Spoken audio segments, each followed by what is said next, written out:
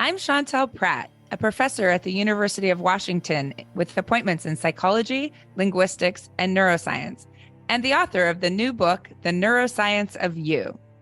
Today, we're going to talk about why a one-size-fits-all approach to leadership doesn't fit anyone very well, and why leadership needs to learn to recognize and appreciate neurodiversity. Finally, we'll discuss where the idea of the logical left brain thinker comes from and why your ideas about it may be misguided. Stay tuned. Congratulations! You are tuned into Dov Baron's Leadership and Loyalty Show, the #1 podcast for Fortune 500 executives and those who are dedicated to creating a quantum leap in leadership. Your host, Dov Baron, he's an executive mentor to leaders like you, a contributing writer for Entrepreneur Magazine, CEO World, and he's been featured on CNN, Fox, CBS, and many other notable sites. Dov Baron is an international business speaker who was named by Inc. magazine as one of the top 100 leadership speakers to hire. Now, over to Dov Baron. Welcome, dear friends, fans, and fellow aficionados of leadership excellence. Thank you for joining us on this episode of the Leadership and Loyalty Podcast. I'm your host, Dov Baron. I'm here to assist you tapping into the one thing in your business that changes everything by transforming meaning into action. Curious to know more? Simply go to dovbaron.com. That's DOVBARON.com. The neuroscience of leadership is a fascinating subject that has garnered increasing attention over recent years. As we learn more about the workings of the human brain, we are discovering new insights into what makes a great leader and how we can develop those skills in ourselves and in those that we lead. By understanding how the brain works, we can better understand how to motivate, how to inspire, and how to guide those that we lead. Another important aspect of the neuroscience of leadership is the role of the prefrontal cortex, this part up here. It's this part of a brain that we associate with responsibility, with planning, with decision-making, and with impulse control.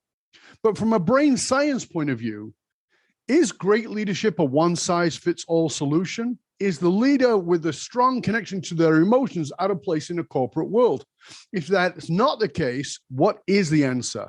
Well, that's the vast and intriguing road that we're going down over the next 2 episodes as we explore the neuroscience of you, the leader. As always, we need your help in staying relevant, so please do us a favor. Go over to wherever it is that you tune into the podcast from, and do us a favor, rate, review, and subscribe to the show. If you share it with others, that really helps us. If you do us a rate, a review, it really helps. We really do appreciate it. And if you are a regular listener, big thank you to you for making us the #1 podcast globally for Fortune 500 listeners. And we are honored and grateful to be cited by Inc.com as the #1 podcast to make you a better leader. All right, let's dive right in. Our guest for the next 2 episodes is Dr. Chantel Prat. She is a professor of psychology, neuroscience, and linguistics at the University of Washington. Clearly not much going on. Her debut book is The Neuroscience of You, and it has taken off like a Norwegian blue. Now, if you don't know what that means, look up Monty Python. As The Neuroscience of You summarizes her research into investigating how variable brain design combines with our lifetime of experiences to shape the unique way each person understands the world and operates in it. Professor Pratt received a Pathway of Independence Award from the National Institute of Health, and her book was nominated for the Washington State Book Award. The Neuroscience of You was featured and is featured in big magazines, big media outlets like the new Big Idea Club. Her research has also been featured in a wide variety of media, ranging from Science Magazine, Scientific America, Nature, The Rolling Stone, and Popular Mechanics. Ladies and gentlemen, please put your hands together and help me to welcome the woman who I can talk with for about 14 weeks without a break, Dr. Chantel Prat. So much. Oh my gosh, I need a recording of that to just introduce me in every room I walk into. That was epic. When you walk into the room and your daughter, and that's playing, and your daughter goes, what? Or my class, or you know. Appreciate me now? Exactly. Listen to me. My credentials. That was so exciting. So let's start off here because, we're going to go into the brain. And of course, that's a fascinating area. But the brain is interpreting the world. I mean, that's what I said even in the intro, and it's certainly what you say. Mm-hmm. So let's start here. Interpretation has got a lot of pieces to it, but one of those major pieces, as far as I'm concerned, is meaning. Mm-hmm. What is the origin story of what gives your life meaning? Wow. I mean, that is such a big question and such an important question. Mm-hmm. I think what gives my life meaning is really trying to understand other people's perspectives. Mm. I think it started from a place of not wanting to assimilate and feeling really different, like from a very young age. And it grew, I think, with life experience and science into a passionate curiosity about people who have different backgrounds and work differently, think differently, understand the world differently than I do. You said you didn't feel like you felt you fit in. Tell us a bit more about that, if you don't mind. So I have really early memories of, I guess, non-compliance. I guess I just felt, so what I mean by this is being a 3-year-old that's having a debate with my mother about discrimination against short people, because I thought, really? My poor mom, because I couldn't go to a cocktail party. Oh, I see. Among other things. And so just like questioning the stories that people were telling me about what I was allowed to do, what I wasn't allowed to do, valuing obedience. My mom she was raised by a Marine. She was one of 4 children, oldest.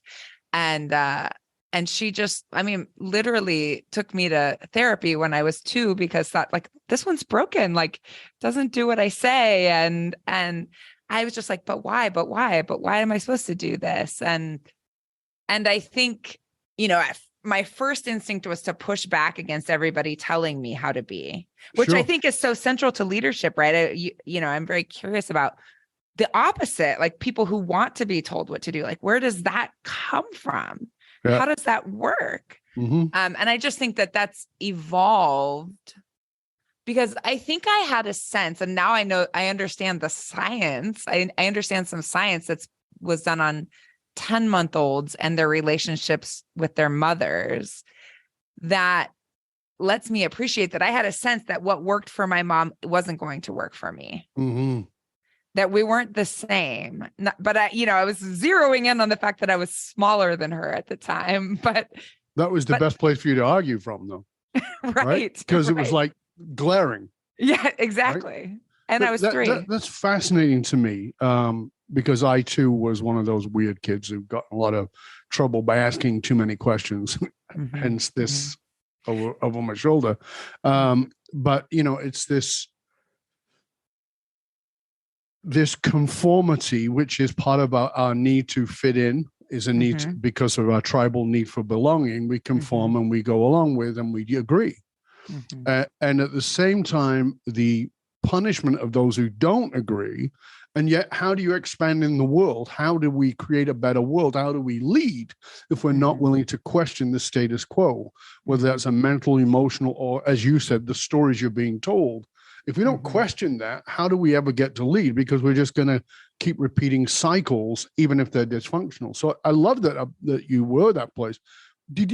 How did that work with you in the early days of, were you an academic early on? Were you a kid who was really mm-hmm. driven academically? I was always good at school. I got positive reinforcement for being good at school. I was not motivated to be good at school. So I wasn't like, I had teachers tell me I rely too much on talent. You rely too much on talent. Interesting. What the hell does that mean? I think it means you're supposed to work harder, but I was not. Oh, okay. Oh, so I'm enjoying this. I really should be miserable, and then I'd be a good student. Right. Okay, good. I get it. Thanks. Right. And I don't know. I think it's interesting. So, I wouldn't say I've always been an academic. I don't think it was like the school environment, but I've always been a scientist. Mm-hmm. I've always been experimenting with things and wanting to know how things work and why things work. I remember one of my parents' favorite stories to tell about me is that I was asking my stepdad, who's an engineer by training, about how one of those automatic knife sharpeners work. Like you put it in and you pull it out and it's sharp. And I asked him to explain that to me. I was probably between 2 and 3 at the time. I was like, how does this work? And then he said, I used to do this thing where I would kind of roll my eyes back in my head and imagine the stuff. My mom said, very, very creepy. Don't do this in front of other people. My eyes are rolling back in my head. Just in case anybody notices your head also starts to spin. No, my head didn't spin. Some but green vomit. She was like, what are you doing? Looking at the chalkboard in my head. And then I said to my stepdad, one day you'll pull out the knife and it won't be anything there.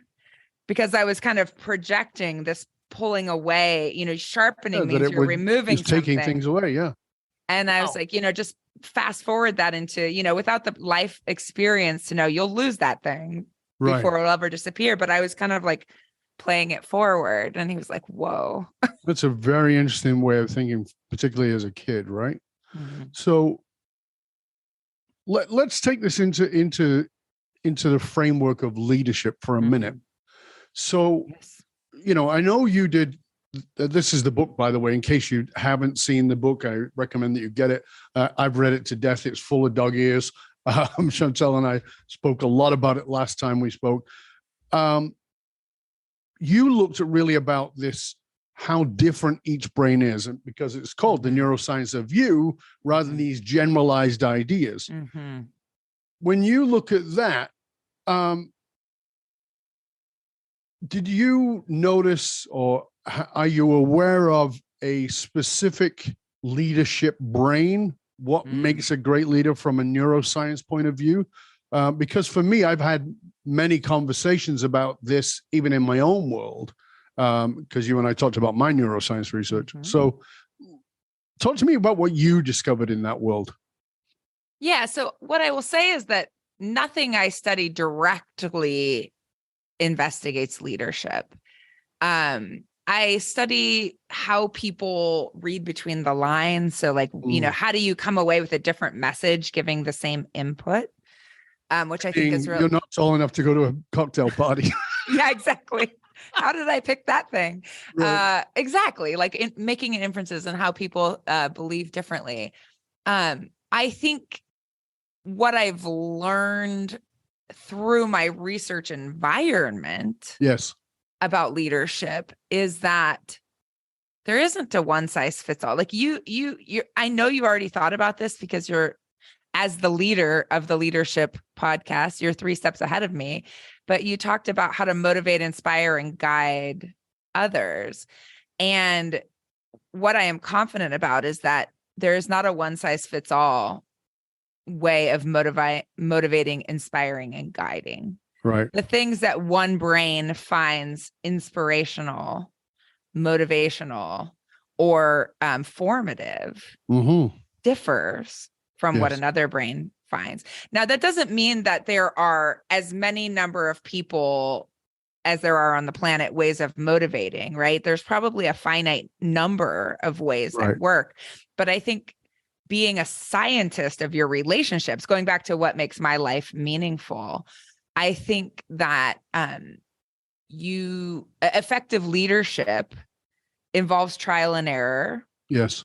And it involves hopefully building a trusting relationship with the people that you're leading so that you have that option for feedback, so that so the error doesn't have to be harmful. It can be something that moves you forward in your understanding of that person, what makes them tick.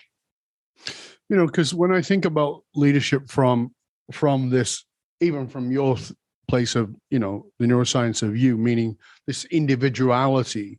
And we've been taught so much about, you have a left brain, you're a left brain person, you're a right brain person. Mm-hmm. And like you said in the book, there's some truth to that, but there's a lot more to it than that.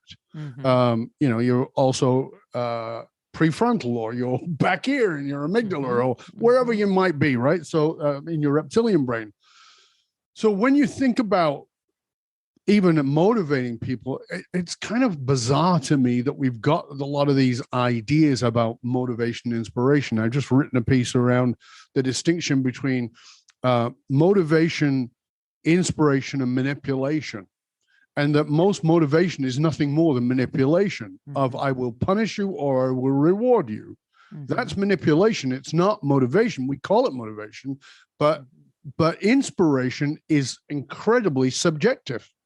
And it's like, well, let me inquire what works for you. Because if I'm offering you a candy bar as a reward and you hate chocolate or sweets, or you're diabetic or you're a diabetic, it's like, well, that doesn't going to work. Just as a simple example, and we know for a fact, human beings as a generalization, again, generalization, are more motivated by pain than they are by pleasure, more motivated by loss than they are by gain. So what are you motivating them by?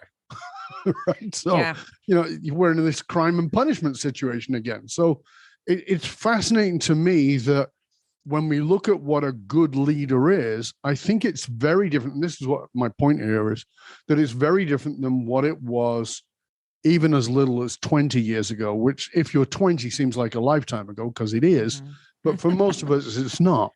Right. And so the dynamics of what it takes to lead. And even if we look at the leaders of yesteryear, so let's shift it to politics for a moment. Ronald Reagan would be considered a left-leaning Republican today. Right? He would be a left-leaning Republican today. Right? And and he's the king of the Republicans, right? Apparently.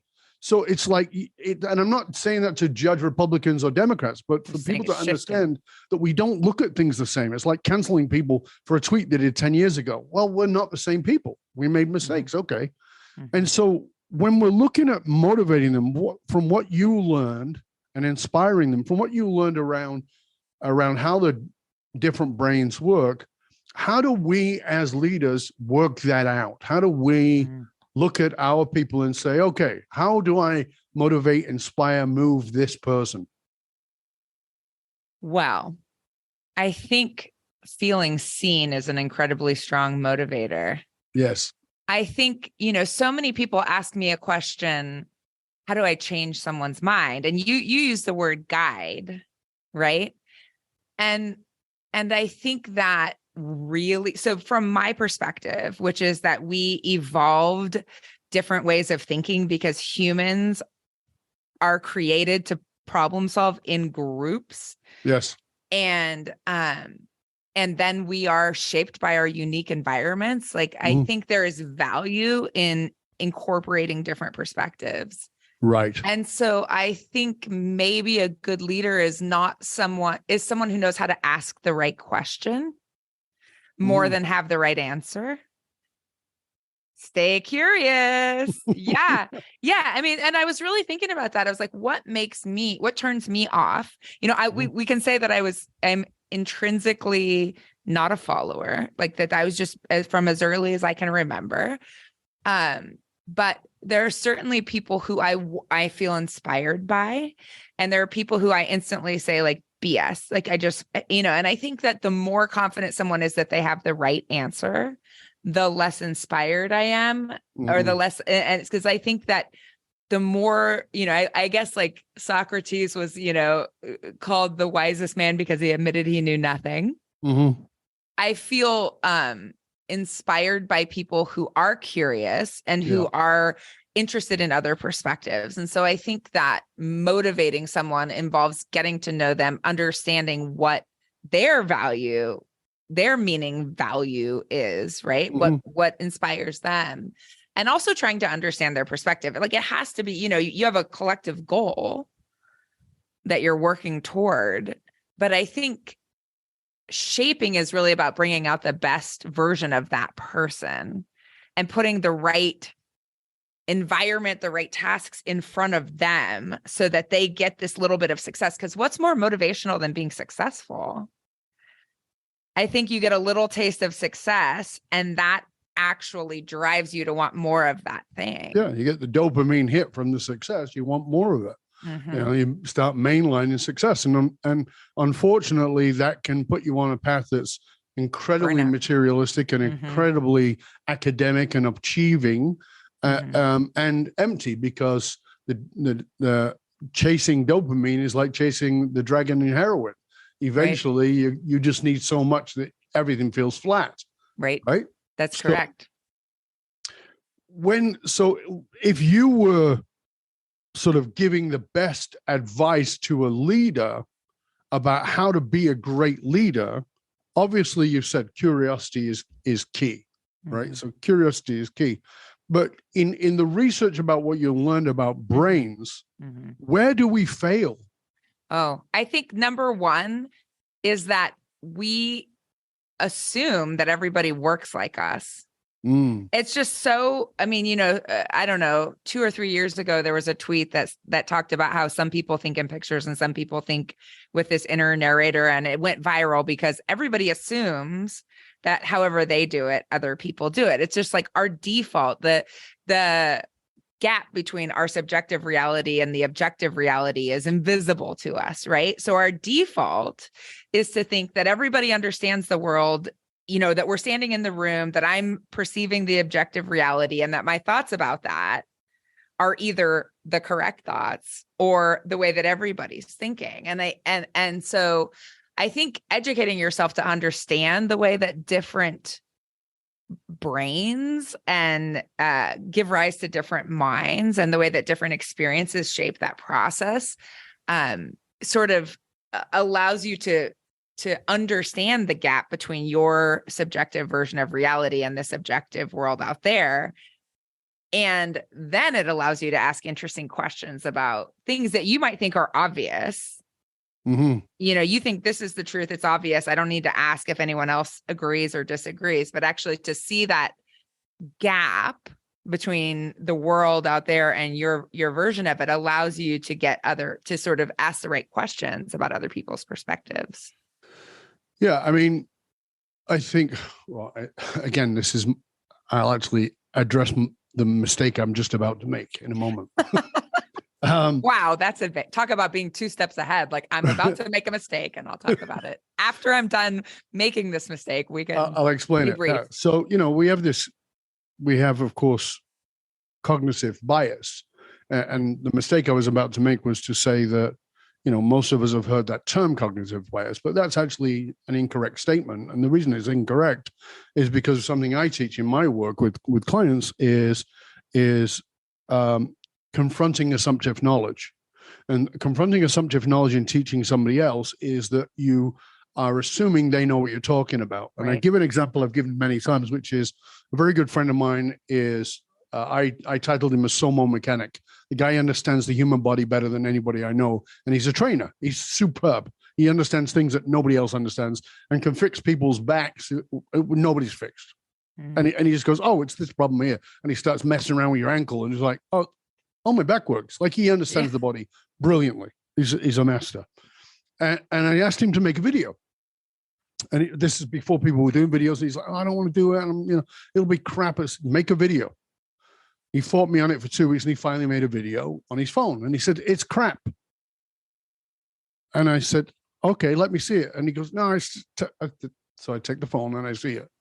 And I watch it for about 3 minutes. It's 9 minutes long. It should have been 2 minutes, but it's 9 minutes long. and I said, you're right, it's crap.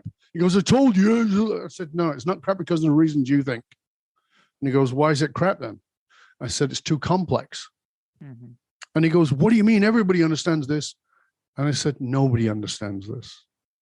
You understand it.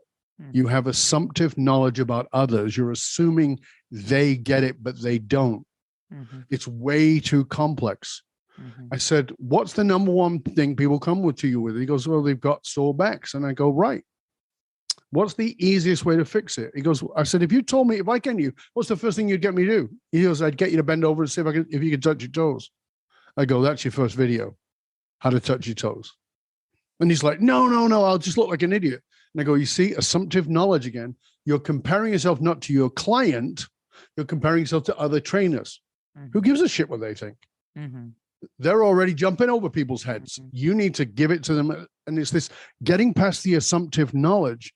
That's my mistake. Here's what I said when I say cognitive bias, we all approach things with a cognitive bias. We, as you were saying, we think we know, and we think everybody else agrees with us, but we don't bother to ask the question because of our ego gets in the way, and we go, well, I'll look stupid.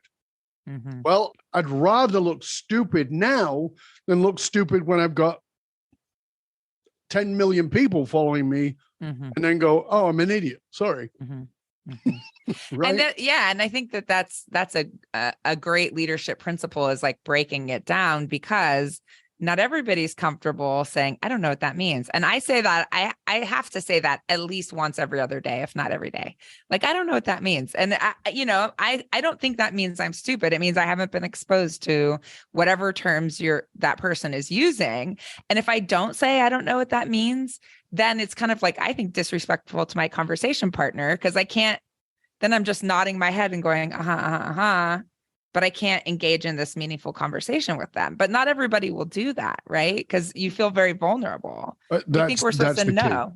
Yeah, that's the key. Is that people feel vulnerable in saying that they don't. I don't know what that means. Yeah, they're uncomfortable with that. I mean, I remember in our last conversation, we were talking about this before we recorded. Yeah, I say, I don't know what that means. Like, probably at least 5 times to you. We spoke for 35 minutes in one of the breaks, where you had said, I don't know what that means. Can you explain it to me? Yeah. And we went into some areas that were not your areas. And it was a fabulous conversation, backwards and forwards. I learned a lot from you, and hopefully you learned a lot from you. Yeah. But it was like, that is this reciprocity that we don't get to, that expands us as leaders, because we've running around with this old idea, and it's an old academic idea too, which is, I'm the boss, I'm the professor, I know. I have the answers. Yeah. I have the answers, as opposed to going, I don't know, let me find out. Or what do you think? I don't know. What's your input on this? And that to me is why I'm so keen on curiosity, is because it's expansive. And I think that oftentimes our ego gets in the way from us being expansive.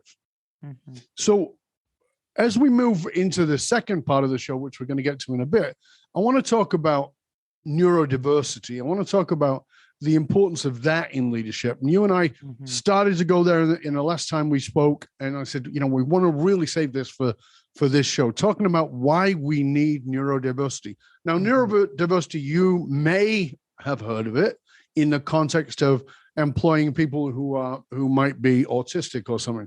This is a broader subject than that. That's an important part of it, but it's a broader subject than that. I want to dive into that in part 2 of the show, if that's okay with you, Chantel. I would love to talk about that. Wonderful. Now, before we go to part 2 of the show, I would love for you to share with our audience where they can find out more about you, about this amazing book, and about all the other resources that you have available to you. Please come check out my website, which is www.chantelprat.com, ChantelPrat, just one T.com. You can go there to find out where to get the book. You can actually play a bunch of games that will give you feedback instantly about how your brain works, read about my various speaking events and so forth and so on. So check me out there. Absolutely. And of course, we'll make sure that we post all of that in the show notes so you won't miss any of it. Until then, stay curious, my friends. Stay curious. We're going to be back in part 2, just one click away for you. And we're going to dive deep into the neuroscience of you as a leader. And we'll take a look at cognitive diversity and why it's so vitally important for you as a leader. Stay curious, my friends. Stay curious.